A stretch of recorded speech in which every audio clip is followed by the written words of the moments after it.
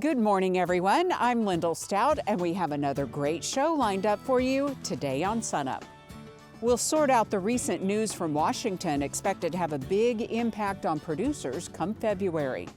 Plus, details on a treatment that has potential for addressing an invasive insect threatening the cattle industry. And we get to meet our final 2025 Ferguson College of Agriculture Distinguished Alumnus. Grab that hot cup of coffee because an all-new SUNUP starts right now.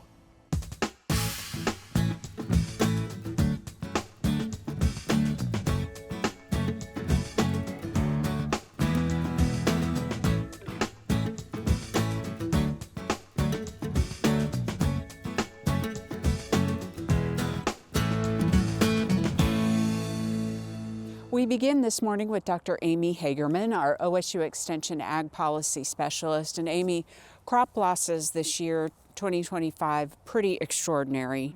But there is some hope in Washington the last few days that you're here to talk about this morning. So we'll just let you dive right in. Yeah, so as we look back on 2025, pretty exceptional losses, even as we think about it in historical terms, about $40 billion as estimated by Texas AgriLife.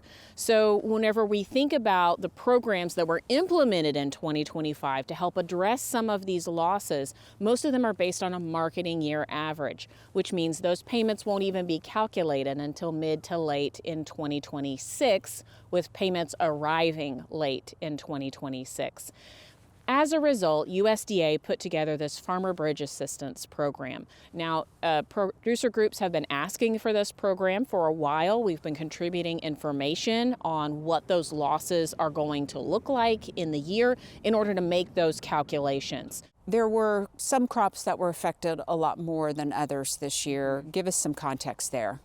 Yeah, so as we look across our crops, anything that's pretty export dependent was hit pretty hard this year. There's a couple of reasons for that, and others certainly know these things better than I do and can go into the details. But as we think about wheat, as an example, we've really come down from some fairly strong prices a couple of years ago to expectations for 2026 that are under $6. And we think about that in terms of strong crops elsewhere in the world, what that means for the supply of wheat across the world, and then also the price competitiveness of U.S. wheat with tariffs that are in place. We also think about soybeans. One of our biggest markets, China, didn't purchase a lot of soybeans in 2025, and that had impacts on our crops. Now, we do expect some stronger purchasing in 2026 from China for soybeans based on recent announcements, but until those beans start rolling out of the United States, we would still expect, some of the depressed prices in that crop as well. We'll also think about grain sorghum, another major export to China as an example. And then we also think about cotton, where we do export most of our cotton for processing in other countries. So we have a combination of really strong production here in the United States, which is a good thing, but it's combined with more competition in the global market. And as a result, we're seeing these depressed prices without a really strong expectation of price recovery in 2026. So a bridge is needed, thus this program that has arrived at the end of the year. What is the timeline and what does the application process look like for producers? Hopefully streamlined. Yes, it is a pretty streamlined process. And we've seen that in recent years with other programs that Farm Service Agency has really made an effort to streamline their applications based largely on information that producers already have in place at their Farm Service Agency office. Crop reports should already be in that these payments will be based on. They're going to be a flat per acre payment, as we've seen with other kinds of payments. We can go back to market facilitation program, emergency commodity assistance program, other kinds of programs that had a similar structure. Payments are expected to come out at the end of February. Producers need to make sure that those crop reports, if they haven't filed them for any reason, are in by the end of December. So that is a pretty quick turnaround, especially in terms of of how sometimes the government moves on things. Absolutely, and that's the benefit of being based on information that producers already have in place. And you know, I've said it before and I'll say it again, record keeping is absolutely essential, and staying on top of your regular crop reporting with Farm Service Agency. That February timeframe is intentional though, right? To give kind of a shot on the arm for the next growing year. Absolutely. If we think about our planting cycles and when we need to start incurring some of those expenses to put a crop in the ground, that end of February timeline is going to be really important to allow producers to make those decisions about their expenses for the coming year. So kind of wrapping all that up, kind of words of guidance for producers who are following this and may be affected. I think, you know, risk management, absolutely essential. Thinking about how you can spread your risks, thinking about managing costs of production. You know, one of the things that we've seen throughout time with agriculture is that we tend to be a pretty hopeful bunch. You pretty much have to be in this business. And I think producers are going to get out there, they're going to make the decisions that they can in the current market to manage their risks and to be in a better position when this market does upswing, because it will. All right. Amy, great information. Appreciate the notes of optimism as we wind down the year, and we'll see you again very soon.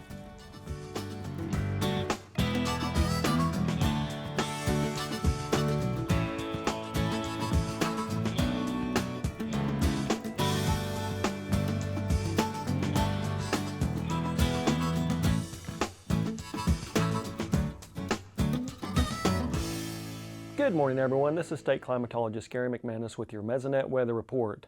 This is my last appearance for the rest of the year, so we're going to take a look at the last drought monitor map and look at some rainfall stats for the year thus far. Let's get right to it. Well, basically the same picture that we've seen the last few weeks. Obviously no rainfall to improve things, but we have had a few areas like down in southeast Oklahoma and up in west central Oklahoma where things did get a little bit worse. So unfortunately things are going the wrong way. As long as we don't get rainfall, it's going to continue in that direction, unfortunately. And surprise, surprise, we're on another 3+ week dry spell here in Oklahoma. We can see from the Mesonet map the consecutive days with less than a 1/4 inch of rainfall. We do see up to 23, 24 days, a little bit higher up in the Panhandle, and then over in west central Oklahoma we're getting close to 2 months. So this is the way we've been doing. We get a rainfall and then we go 3 to 4 weeks without rain, and then, you know, that's how the drought grows in leaps and fits. And take a look at this December rainfall, at least through basically the first half of the month. We are on pace to see the driest December on record, dating back to 1895 across the state, if we don't get rainfall by the end of December or the end of 2025. So we will be watching that forecast with very much, with a lot of interest, hoping we don't set that record. Contrast that dry December to the year thus far. You know, this is going all the way back to January 1st through basically December 16th, and we do see pretty good rainfall across much of the state. Again, following climatology, about 15 to 20 inches in the Panhandle, all the way over to close to 60 inches over in the far eastern Oklahoma. It's when you get into the departure from normal rainfall map from the Mesonet for that same time frame that you can see those big surpluses across much of the state, 5 to more than 12 inches in some cases. We do have a few deficits from southwestern up into north central Oklahoma, but by and large we are seeing a very wet year regardless of what we've seen the last few months, and we're on pace to be about the 18th wettest calendar year on record, and that also dates back to 1895.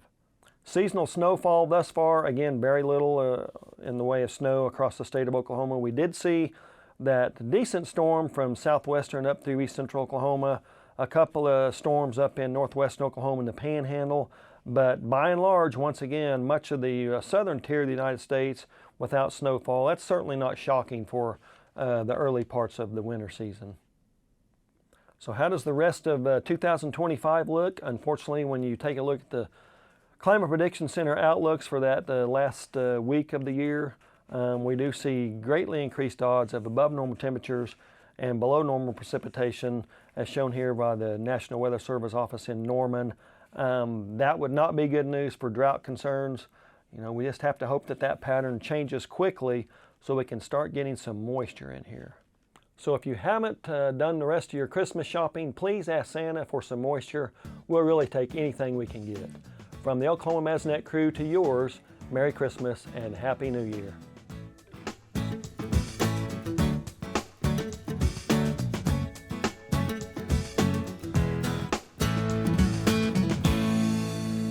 Encouraging news on the New World screwworm front about options for treatment should we see the pest enter the United States. Merck announced last week that they had conditional approval for a product called Exult.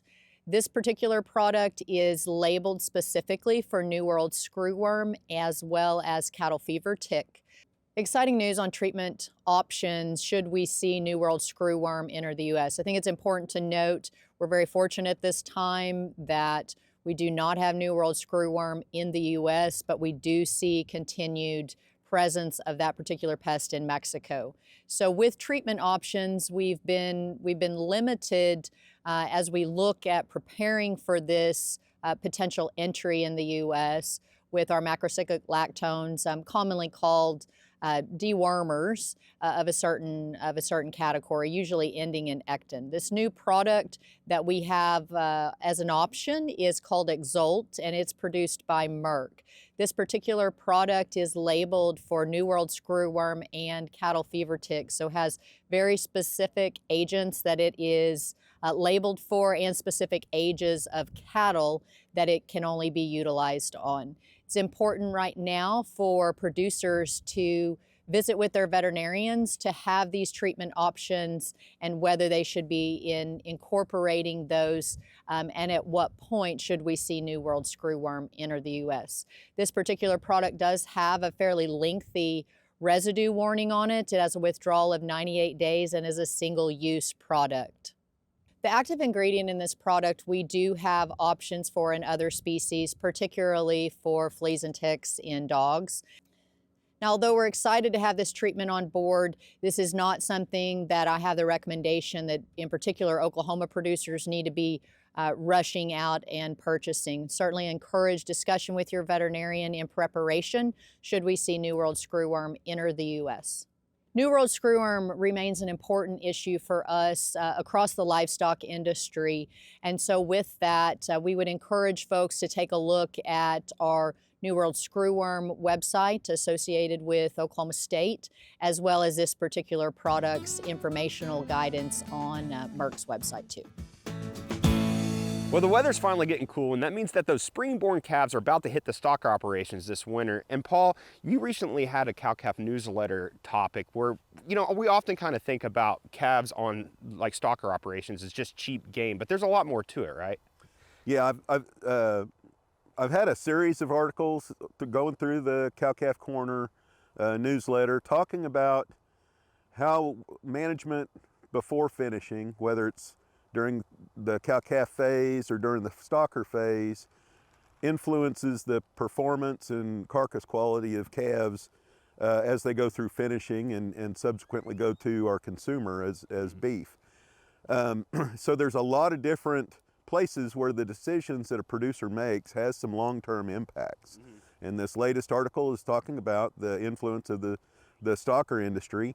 And it's more than just cheap gain. You know, the stocker operator is trying to make money on margins between the buy and the sell, but he's also adding value to the entire beef industry in several different ways. You know, we're taking a lot of calves that are quite variable in genetics, and they're adding immune resiliency and robustness to those calves, going from a unweaned calf to a larger yearling. So why is it often thought of as cheap gain, and why is it not actually? Whenever we are just trying to minimize the dollars we spend for these calves out on grass, we may not get the cheapest cost of gain. You know, just the forage base or pastures may be deficient in nutrients, whether it's a mineral or energy or protein, we might need to spend some money on some supplements to increase their gain to get better performance. We can also use growth promoting technologies, ionophores.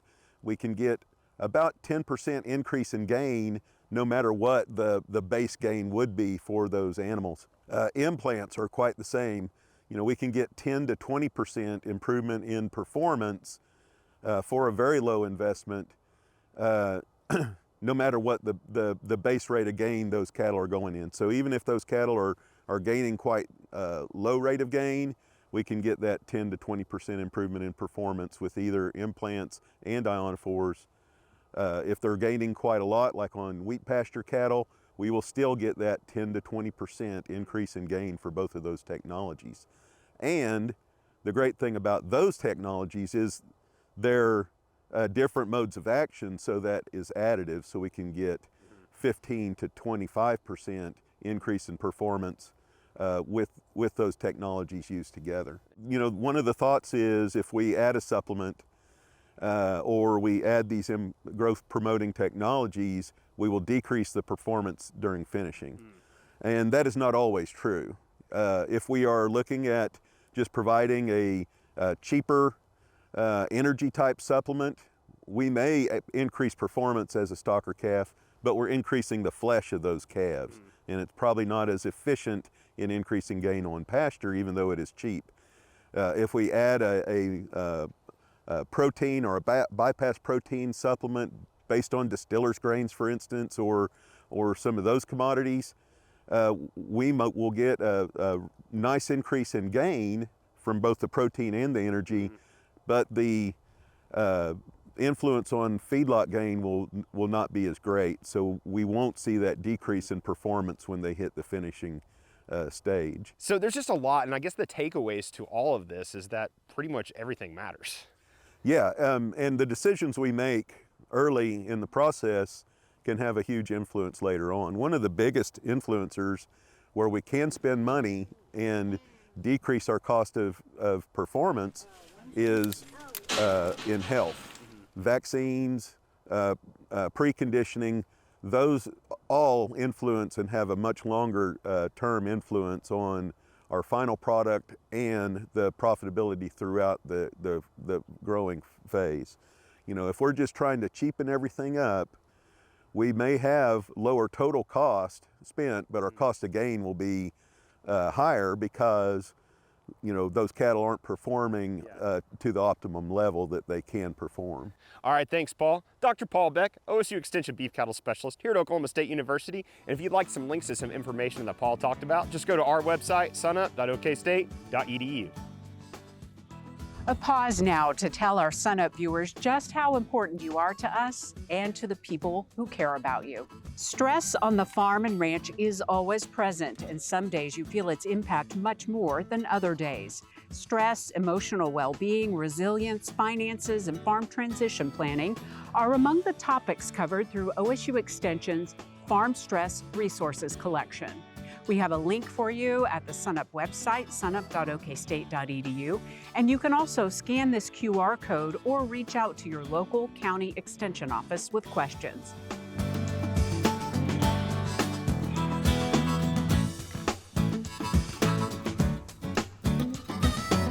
Good morning, Oklahoma, and welcome to Cow-Calf Corner. We continue our series about building back better with replacement heifers, and this week our topic is mating decisions and how they impact gene combination value.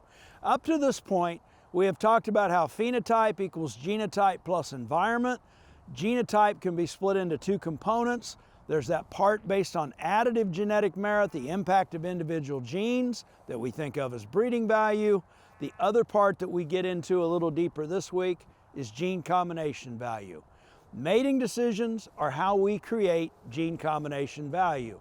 Gene combination value, as opposed to additive genetic merit, is the impact of how genes pair at loci all the way across the genome.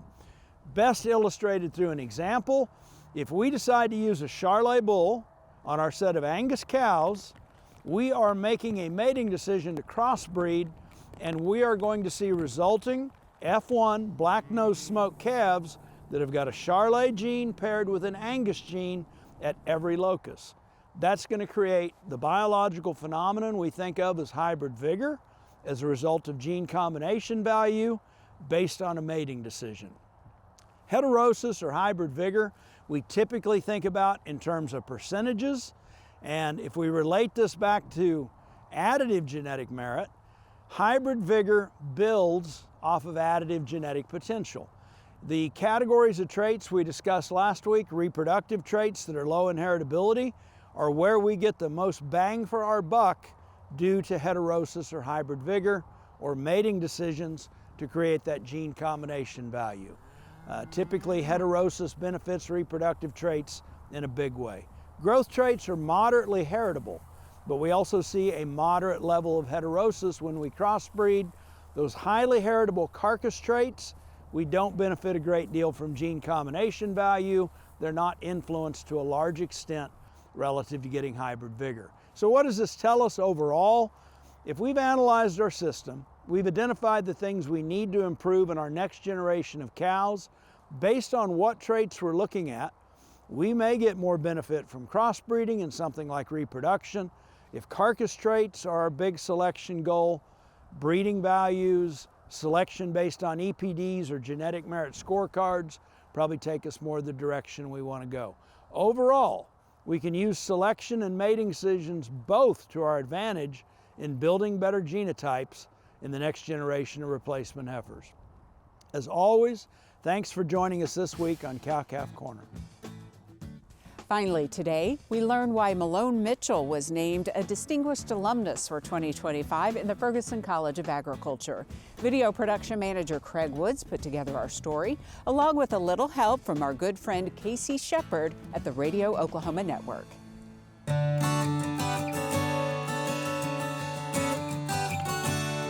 We came to Oklahoma 60 years ago looking for rain. I grew up in the 50s in West Texas in a drought where it didn't rain. We've been blowing and going in southeastern Oklahoma ever since. Malone Mitchell Jr. was born in Sanderson, Texas, where his family made their living raising sheep, goats, and cattle.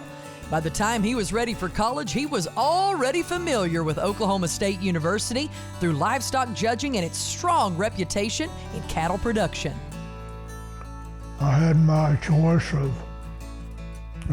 quite a few universities. I looked at quite a few of them, and I chose OSU. I started in the fall of '57. It was the year they changed the name from Oklahoma A&M to Oklahoma State University. So I called myself the original cowboy.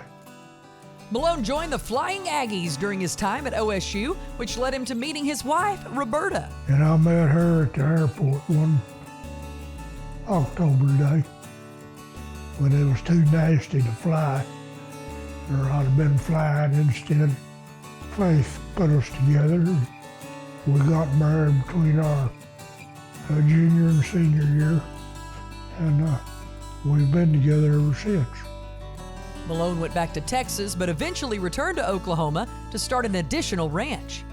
Today, Mitchell Ranches is the largest agricultural producer in Oklahoma south of I-40 and east of I-35.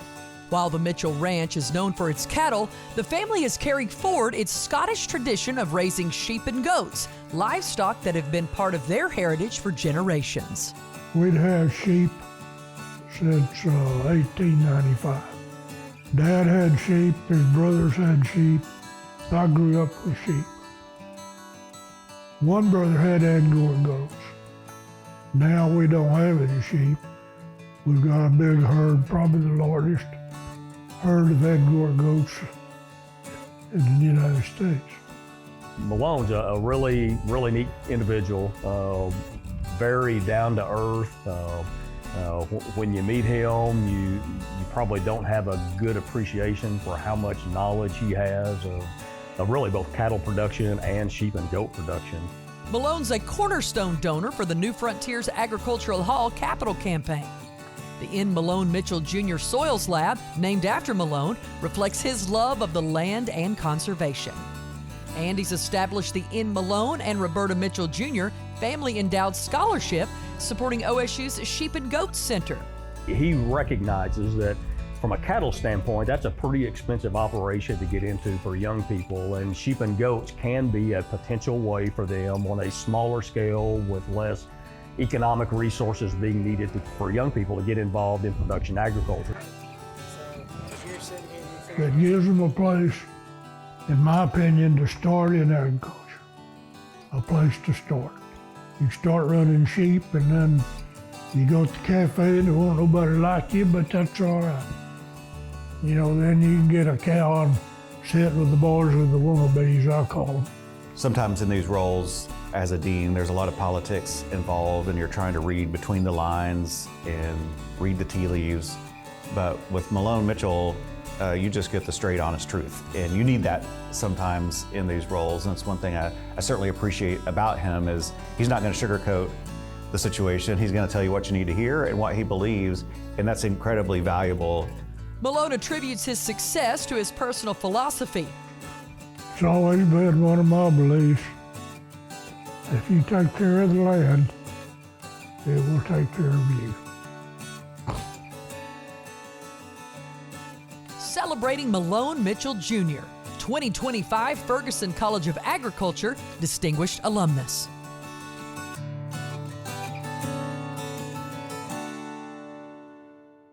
That'll do it for our show this week. A reminder, you can see SUNUP anytime on our website, follow us on social media, and of course stream us anytime at youtube.com/SUNUPTV. From all of us here at the show, we wish you and your family a very safe and happy holiday season. As we leave today, some special holiday greetings from OSU Agriculture, and we'll see you next time at SUNUP.